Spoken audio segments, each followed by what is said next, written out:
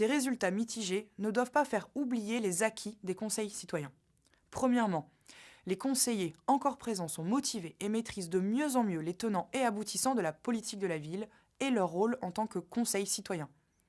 Ensuite, être dans un conseil citoyen est l'occasion pour des habitants de participer activement à des débats qui leur échappaient jusque-là, sur le cadre de vie, le renouvellement, l'éducation, la politique de santé, etc. Pour certains, participer à des instances politiques avec des élus et des financeurs auxquels les habitants n'ont habituellement pas accès est une réelle avancée. Par ailleurs, beaucoup de conseils citoyens ont également mis en place des projets pour leur quartier. Cela va de tenir un stand à une fête locale à organiser une réflexion avec les habitants du quartier autour de l'installation d'un marché hebdomadaire. La loi a aussi obligé les professionnels et les élus à revisiter leurs pratiques, leurs habitudes de faire pour mieux intégrer et mieux respecter la parole citoyenne. Enfin, beaucoup de conseils citoyens ont été formés et accompagnés et continuent de l'être pour s'organiser, se qualifier sur des sujets tels que comment travailler ensemble, comment décider ensemble, comment animer des temps de réunion avec les habitants du quartier pour recueillir leurs idées, comment se faire entendre par les pouvoirs publics, etc.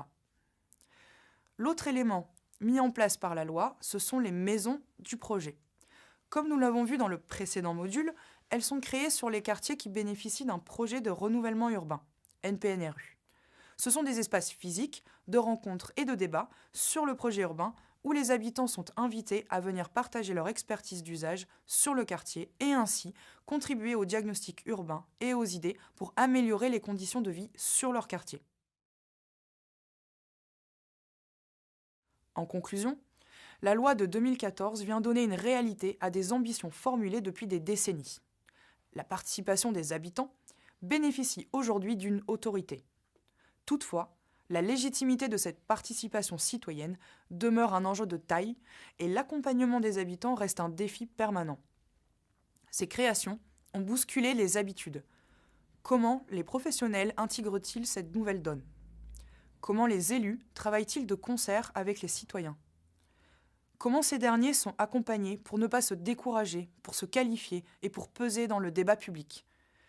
L'évaluation des contrats de ville en 2020 sera une occasion très attendue de tirer les enseignements sur les ambitions de cette loi, sa mise en œuvre et envisager la suite.